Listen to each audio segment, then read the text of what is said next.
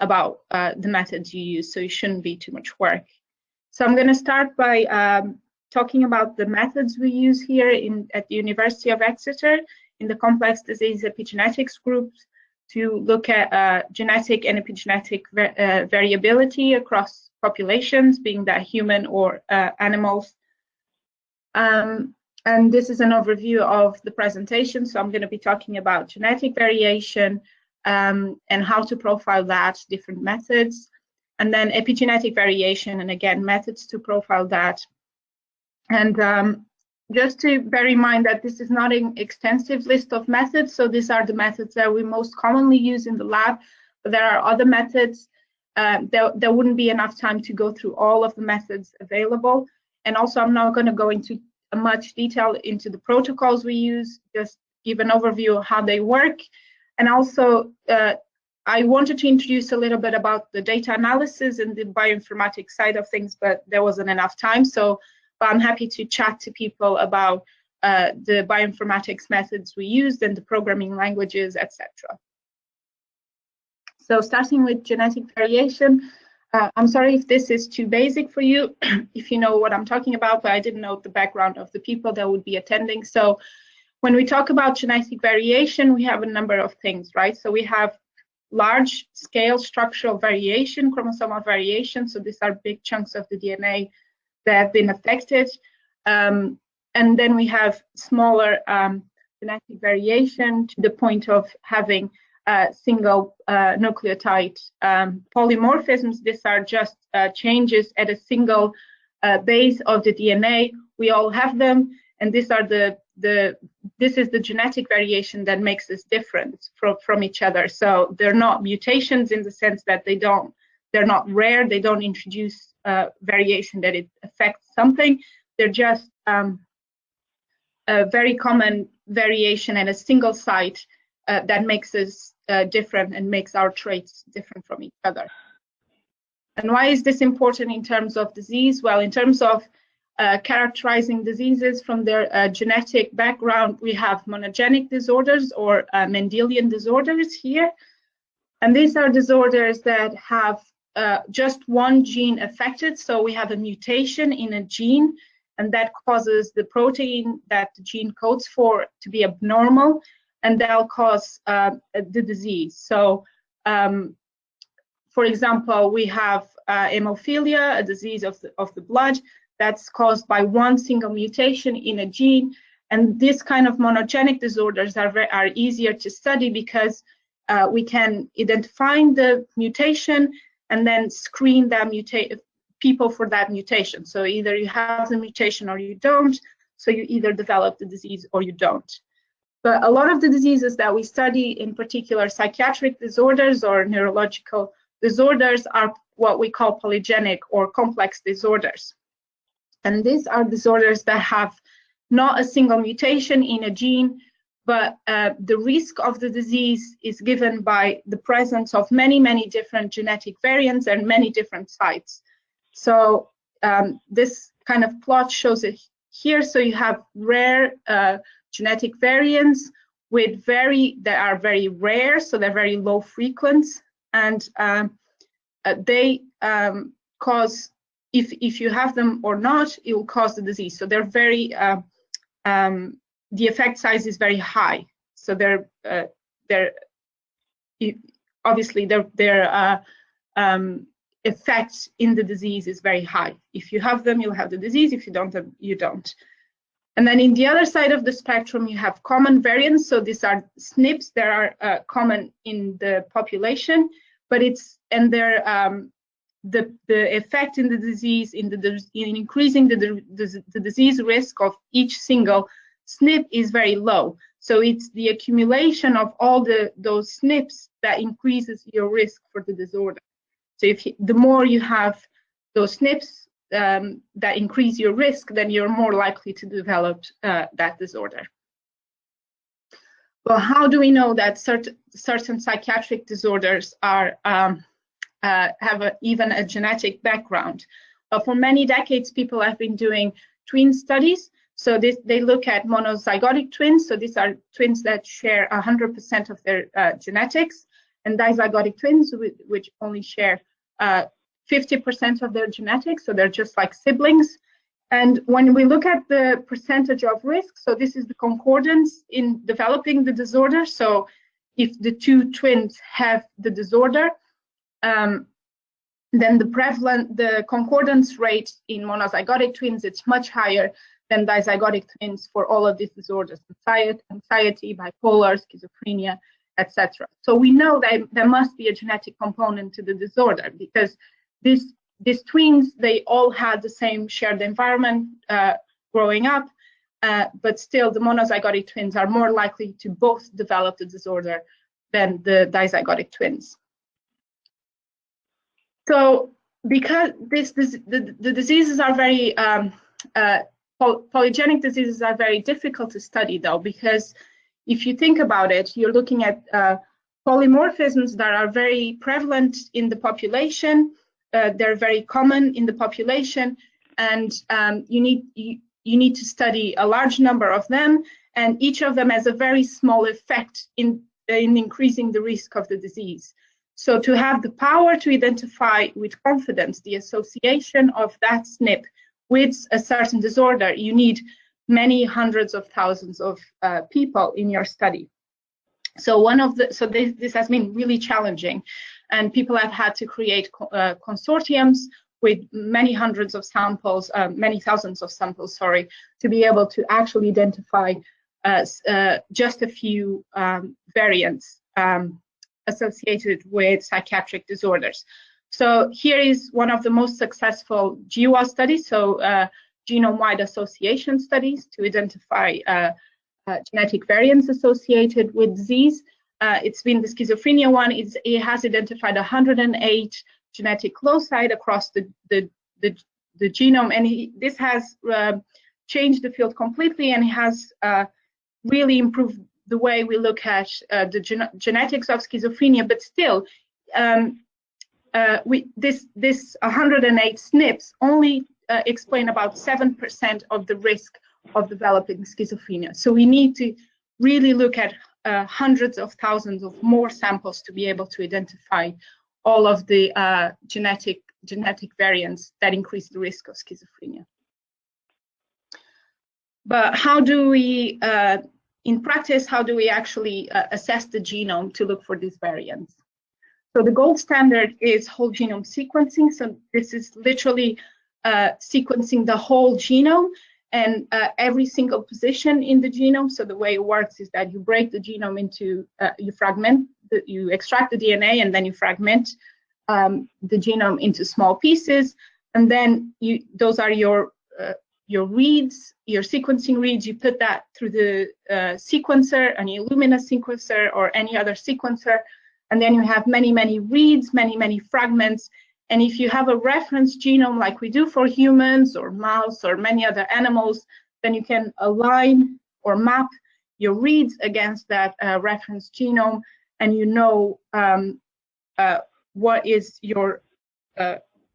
the sequence you had in your sample compared to the reference genome, and if you have a SNP in a place or not. So imagine that this person in purple is your reference genome, and then you map this fragment of the blue person against the reference genome, and you discover that it has a G instead of an A in this particular position, so it has a SNP.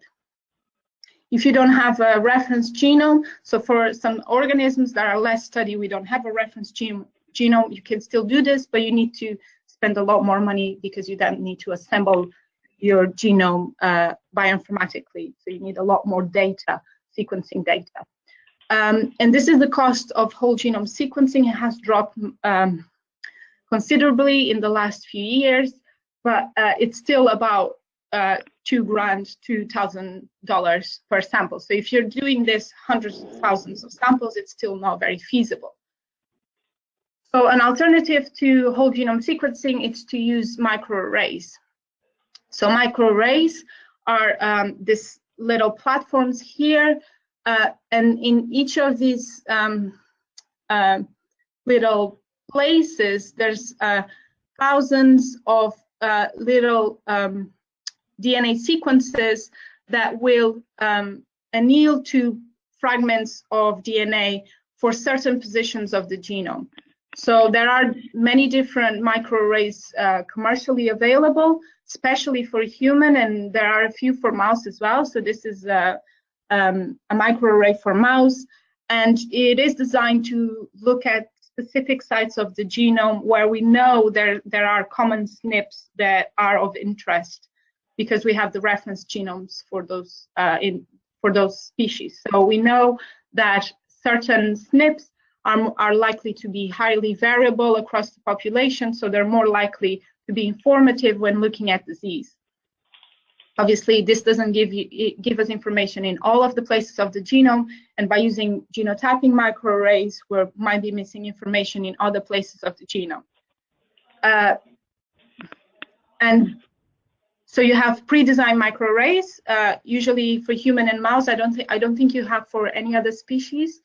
And then you can design your own custom microarray. So if you have another species, or if you're interested in a sample of SNPs that is not included in a pre-designed microarray, you can design your own and send it to Illumina or to MATRICS. But that's usually a lot more costly to do that, because they have to manufacture a new array for you.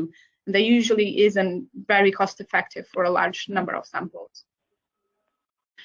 So then once you have a few genes of interest, a few SNPs of interest that you think are associated with your disease, and that you have a good hypothesis to just look at those specific ones, you can do targeted sequencing. And there are many, many different methods to do this, but the gold standard is standard sequencing. And basically, you can use this to either do a candidate gene approach, where you think that gene is that gene in particular is associated with your disorder, or just to validate your approach. So imagine you do whole genome sequencing in a few hundred samples, but then you want to validate in many, many more samples. So you want to make sure that that SNP is associated with your disorder in thousands of samples, and then you do targeted sequencing, because it's very cheap. So it's about £5 or €5 per sample. But I just wanted to say that you need to have a really good hypothesis to just look at one gene, because in the kind of diseases we look at, aggression, conduct disorder, there's very little evidence for just a few genes to be associated with those disorders. And if we just go and look at those, we might be missing out in a lot of information. So we should really be looking at the whole genome to find true associations. In summary of the genetic variation bit, if you don't have a prior hypothesis of which genetic variants are implicated in your phenotype, then you can do whole genome sequencing, which virtually targets all genetic variants. There's no selection bias of specific variants of the genome, and it has become more affordable. However, it's still very expensive for a very large number of samples. And you need a lot of coverage to look at genetic variations, such as copy number variation. You can also look at pre-designed microarrays, which still assesses a large number of genetic variants, which is good. It covers most of the known polymorphic sites. It's relatively affordable for a large number of samples, but it's biased towards the variants in the genome that we already think are important. So we might be missing some information, and it's only available for human and mouse. I wonder if I can get rid of this thing here. Can I just... Can you still see my screen? No. Not anymore now. Now it's saying waiting for consent to screen. Okay. How do I share it again? You're still the presenter. I just want to get this, but maybe I'll put it up here. Yeah, it's there again. If you press the hide text. Yeah, I just wanted to put this out of the way, but if I put it up here. Okay. So there's a hide word on that bar. Oh yeah, true. That's very clever. So then if you have very strong evidence for certain genetic variants to be implicated in the phenotype, or if you just want to validate your findings, then you can either do custom microarrays, just select all your variants and design a microarray which So you can just customize that for your variants of interest, and you can possibly use for the species of interest. Of course, the manufacturer like Illumina or whatever can just say no, it would be too expensive to design for that species we never worked with, but you can always try. And it's not always cost effective because they have to dedicate people just to design your array, and it's already biased towards certain variants in the genome. So if you don't have a strong evidence for those variants, then you will be missing out on information. And if you have targeted sequencing, then again, it's very, very affordable. So Sanger sequencing, you literally do a PCR and send off the DNA to be sequenced, which costs you £5. And the data analysis is very simple, so you don't need any fancy bioinformatics analysis. It's literally checking if the SNP is there or not. And but it is highly biased. So again, if you don't have strong evidence, then you're going to be missing out in information in other sites of the genome. So that was genetic variation kind of covered generally, and moving on to epigenetic variation. Why is this important? So I showed you this plot that shows that monozygotic twins have higher concordance rates for psychiatric disorders than dizygotic twins, which indicates that there is a genetic component to the disorder. However, if you look at how much concordance, it's about between 50%, which means there's about 50% of monozygotic twins in this study that are discordant for the disease, which in this case for schizophrenia, which means there's about 50% of monozygotic twins, so twins that have the exact same genome, where one twin will develop schizophrenia and another one won't. So there is some disease risk here that it's not explained by genetics, and we're not saying that these twins do not have the genetic risk variants that increase the risk for schizophrenia.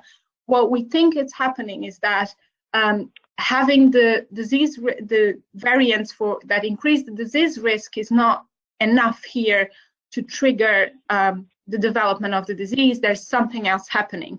And we now have evidence that there is epigenetic variation acting above the genetic variation on the disease, and this is what we think it's contributing as well to development of certain psychiatric disorders, such as schizophrenia, and we also think conduct disorder and aggression. Hence, we're looking at epigenetics in the MATRICS project. So yeah, this is just to show here. So we know that these polygenic disorders are very, very complex, and we know, for example, in conduct disorders that early environmental stressors are very, very important. And we think genetics is very important as well. And there's a lot of genetic regulation that we think might be important, such as epigenetic marks and small regulatory RNAs. So what is epigenetics? Well, epigenetics, the broader kind of description of epigenetics is changes to the DNA that involve changes in gene expression, but without changes to the DNA sequence. So the epigenetics mechanisms, this is kind of like a broad mixture of epigenetic mechanisms that involve DNA modifications, histone modifications, chromatin accessibility, and non-coding RNAs. And all of these mechanisms together, they have several roles, like compacting the DNA into chromosomes, letting the DNA be accessible or not to transcription factors for gene expression. But most importantly, epigenetics is very important during development and the establishment of different cell types. So this is called epigenetic landscape. And basically, if you think of a cell in the beginning of development and it's going through its trajectory, and then this is the epigenetic landscape, and the cell can go down different routes, which means that it will end up as a different cell type. So depending on its epigenome, it can end up as a neuronal cell or a brain cell or a skin cell. So these different cell types have the exact same genome, so exactly the same DNA sequence, but very different epigenetic marks or a very different epigenetic landscape. We also know that epigenetics is affected in many disorders. So although epigenetics is very important during development for the establishment of different cell types, it can also change during our life course, and it can be affected by environmental stressors, and it can be a cause or a consequence of the disease. How do we profile epigenetic marks? So we've been mainly focused on DNA modifications because they're a bit easier to study than chromatin marks. I'm going to mainly talk about methods to look at DNA modifications, but I will refer to a method to look at histone modifications at the end briefly. So the most commonly studied DNA modification is DNA methylation, which is the addition of carbon. It's the addition of a methyl group to the 5th carbon of a cytosine in the DNA. So here you see a cytosine that is unmethylated, and here a cytosine that is methylated.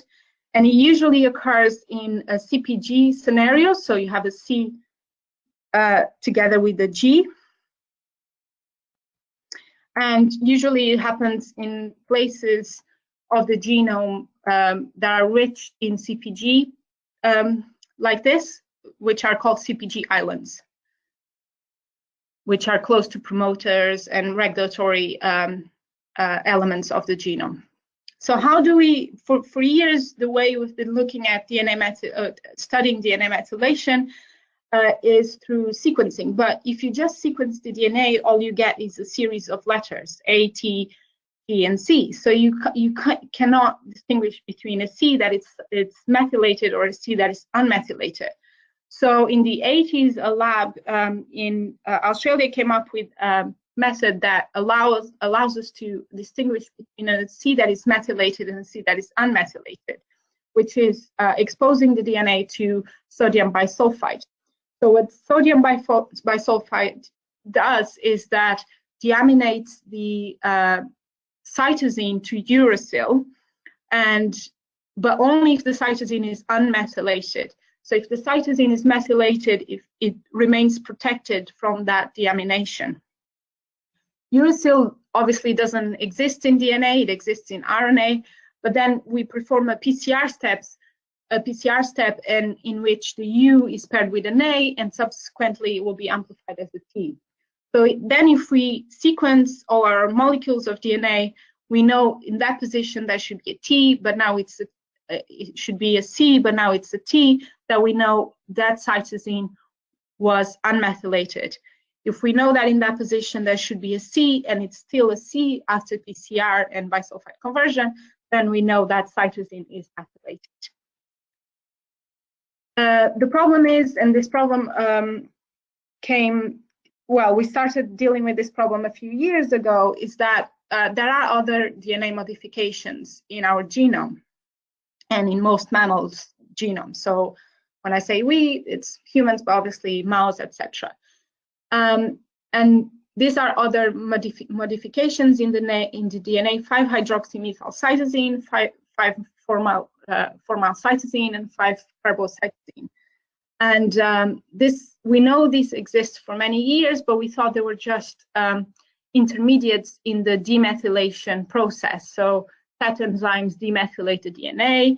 So they start by transforming the 5-methylcytosine into 5-hydroxymethylcytosine, etc., until the cytosine becomes unmethylated.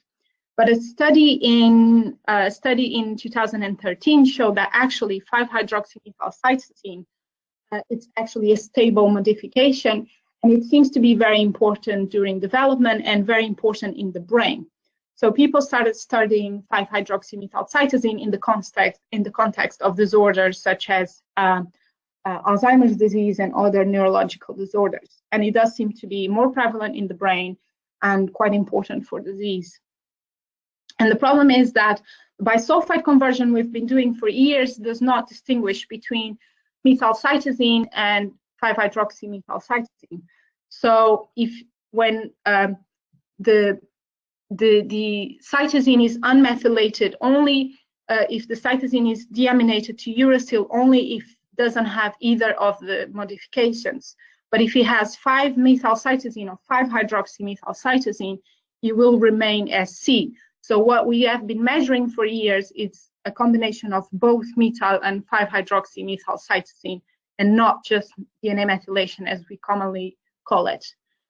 But then people developed this oxidative bisulfite conversion, which basically, if you perform an oxidation step, then the 5-hydroxymethylcytosine will be transformed into 5-formylcytosine, and that will be converted into a uracil and then to a thymine, which means that if you perform the oxidation step, then you will just be measuring the 5-methylcytosine, pure 5-methylcytosine, whereas if you perform the standard bisulfite sequencing, you'll be quantifying both of the modifications together.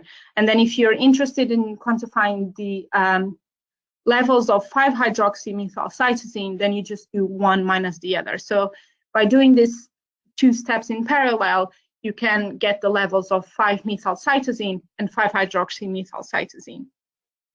I hope that I'm not going too fast. So these are just the, sorry? Is that okay? The speed is fine for me, yeah. Okay. So these are just the two methods of converting the DNA, so we can then sequence and know what cytosines are methylated or modified or not. But how do we then, what are the methods that we can then use to actually do that? So first I'm going to just talk quickly about looking at global levels of methylation or hydroxymethylation. And then I'll talk about genome-wide profiling and then targeted, similar to the genetic variation. So for global, what I mean by global is that we're not looking at specific sites in the genome. We're looking at the global level. Is this genome of this person has higher levels of methylation compared to this, or is this cell type, does it have higher levels of DNA methylation compared to this other cell type? Genome-wide will give you the levels at specific sites, CpG sites in the genome, and targeted at a specific site, not just in the whole genome. That makes sense. So for global level, to look at global levels of DNA methylation or hydroxymethylation, there are different assays you can do. You can look at, you can sequence repetitive elements across the genome, like the line 1 and the ALU elements. People have been doing this for many years. I think more and more we're going away from these because we're realizing that actually these elements have more functions than we initially thought, which means that by looking at the methylation at these elements, we're not looking at the global methylation of the genome, but we're looking at the global methylation at these elements. So there might not be a good indication of global methylation of the whole genome. But if you do the LUMA assay, which is the third one, you basically cut your DNA with two restriction enzymes that cut, one of them cuts is DNA methylation sensitive, so it only cuts if there is no DNA methylation. And then if you compare with another enzyme that cuts in the same sequence, but regardless of whether there's DNA methylation or not, and these elements are very common across the human genome, then if you compare the level of the two, if you then amplify those fragments and compare the level of the two, then you can see if you have what are your kind of global levels of DNA methylation. For psychiatric disorders, we don't tend to do this because we don't really see a widespread changes in global DNA methylation or hydroxymethylation. But for example, if you look at cancer, in cancer cells, then you would see in more advanced stages of the cancer, you would see a shift in global DNA methylation, and these assays can be quite helpful. So again, the gold standard to look at DNA, to sequence the whole genome, is whole genome bisulfite sequencing, which is pretty much the same as whole genome sequencing to look at a genetic variation, but with a step of doing a bisulfite conversion in the middle. So instead of just looking at SNPs, you'll be looking at CpG sites, but you're basically sequencing the whole genome.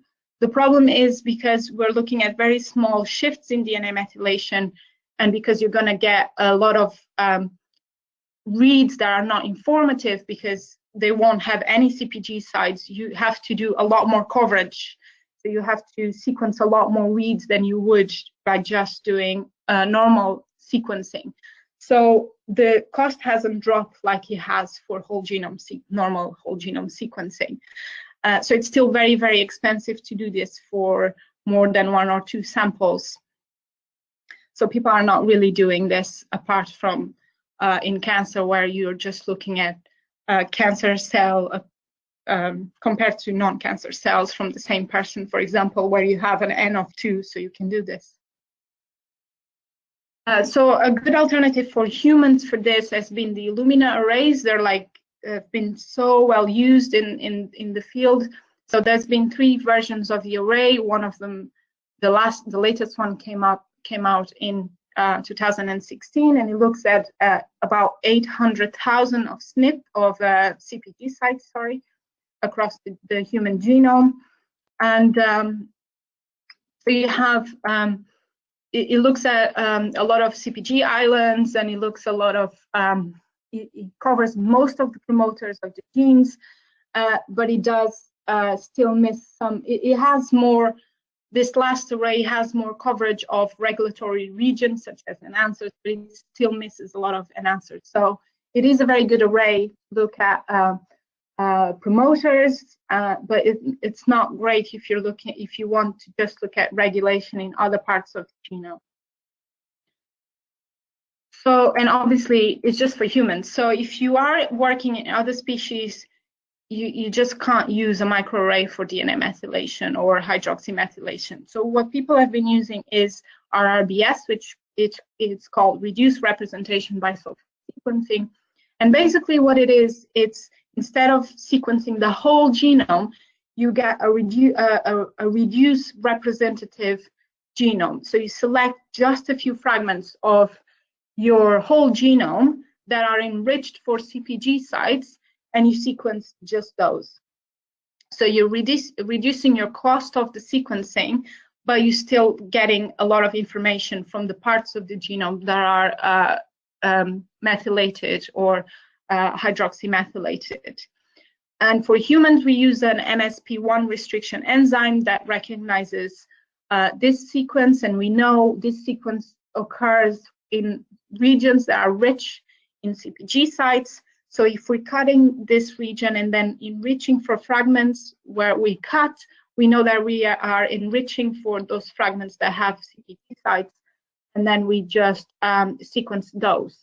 And we know people have done studies on this, and in humans it captures about 85% of all CpG islands in the human genome, and a lot of the promoters as well.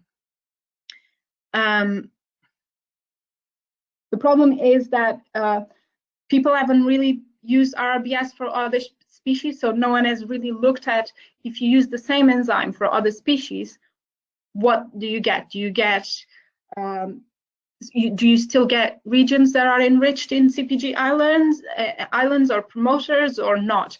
And I have a colleague that is working with RRBS in zebrafish, for example, and she finds that if she uses the same enzyme, actually she finds the fragments she sequences, she gets, it's random throughout the genome. She's not actually getting enrichment in places rich of CpGs or promoters.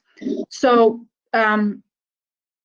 last year, a group from Cambridge has developed this bioinformatics tool called CU-RRBS, where basically you can put your reference genome, so if being a mouse or a zebrafish or whatever animal, and you put your reference genome through this bioinformatics platform, and it will give you the best, which restriction enzyme that is commonly used for RBS, which of them will give you a best enrichment for promoters, for CpG islands in your reference genome. So you can then change the commonly used restriction enzyme for humans by something else that will work more effectively in the genome you're interested in. I haven't used it, but I'm very interested in trying, and I think it'll be very interesting to see what it shows. So again, similar to when you are looking at genetic variability and you just have a few target genetic variants that you want to sequence here, when you have done your studies and you have identified a handful of CpG sites across the genome that you think are very associated with your disorder, then you can use targeted approach to just sequence those and look at the levels of DNA methylation or hydroxymethylation in a larger number of samples, or a different cohort of samples. And we use pyrosequencing, so basically it's just a sequencing technique. We do sodium or oxidative sodium bisulfite conversion of the DNA, then do a bisulfite-specific PCR, which basically is just a PCR with primers that will anneal to the converted DNA, and we do pyrosequencing, which is basically just a very straightforward targeted sequencing approach. Again, very similar to genetic variation for DNA methylation or DNA modification variation. If you don't have a prior hypothesis of which CpG sites are implicated in your phenotype or disease, you can do a whole genome sequencing or a whole genome bisulfite sequencing, which virtually targets all CpG sites. So there's no selection bias of specific CpG sites, and you get CpGs in dense and less dense and repeated regions of the genome. So you'll cover the whole genome. It's very expensive, and you need a very, very high coverage for good results. You can use the pre-designed microarrays, which covers most of the gene promoters and some other regulatory elements. It's relatively affordable for large sample numbers, but it is biased towards certain regions of the genome where we think there is high variability of methylation, but we're not really assessing regulatory regions, for examples. And it's only available for human. There isn't really, I don't think there is really a custom microarray for DNA methylation. I might be wrong. You can also do reduced representation bisulfite sequencing, or RRBS, which is cheaper than whole genome bisulfite sequencing, and you avoid bias towards targeting specifically sites. I mean, you are still biasly targeting the sites that you're enriching for, but at least you're not saying I'm only interested in promoters or this certain regulatory regions. You still get a pretty high coverage of the genome, but you don't get a full coverage of the genome, and you don't get information on less CpG dense regions. So you're mainly getting CpG islands, and you still need pretty high coverage for good results. If then you have strong evidence for certain CpG sites to be implicated in the phenotype, you can do targeted approach such as pyrosequencing. It's fairly affordable, not as much as Sanger sequencing, but it's still pretty cheap. The analysis, again, it's very simple. You just do a t-test on your DNA methylation values between your sample groups, but it is highly biased towards certain CpG sites, obviously, because you are selecting the ones to look at. So just to finish, just how do we profile histone modifications? This is just something we've just started doing, and we use something called chromatin immunoprecipitation sequencing. And basically, you do chromatin immunoprecipitation, and then you sequence it. So the way you do is that you cross-link your chromatin-bound proteins, so this is the histones or transcription factors, depending on what you're interested in, to the DNA, and then you fragment the chromatin by sonication until you have certain fragment sizes, and then you capture the complexes that have the protein linked to the DNA with specific antibodies. So if you're interested in a certain histone mark, then you need to use an antibody just specific for that mark. And then you elute and purify it, and then you sequence the whole thing. And by that, you just get an enrichment of reads in places where you have high prevalence of that histone mark or of that transcription factor. So then you can quantify how much of that mark you had in certain places of the genome. So obviously you do need a reference genome for this. So that's me.